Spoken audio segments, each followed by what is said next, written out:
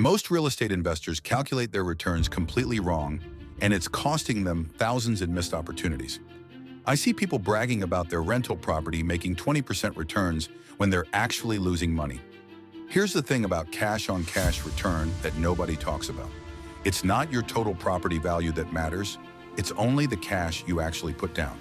Let me break this down super simple. You buy a duplex for $200,000, put down $40,000 cash, and collect $3,000 annual profit after all expenses.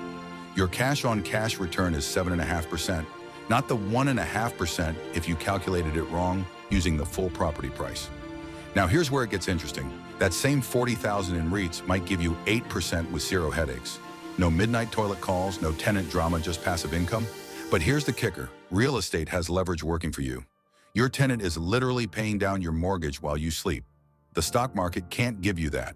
You can't buy Apple stock with 20% down and have someone else make the payments. That's the magic of real estate leverage that most beginners completely miss. But here's my favorite part. While your duplex appreciates, you're getting cash flow and tax benefits. It's like having 3 income streams from one investment. The stock market gives you one. So before you dump your savings into your next property, calculate the cash-on-cash return properly. Compare it to what that same cash could earn elsewhere. Sometimes the boring REIT actually wins, and that's perfectly fine. Smart investing isn't about being a landlord, it's about maximizing your actual returns per dollar invested.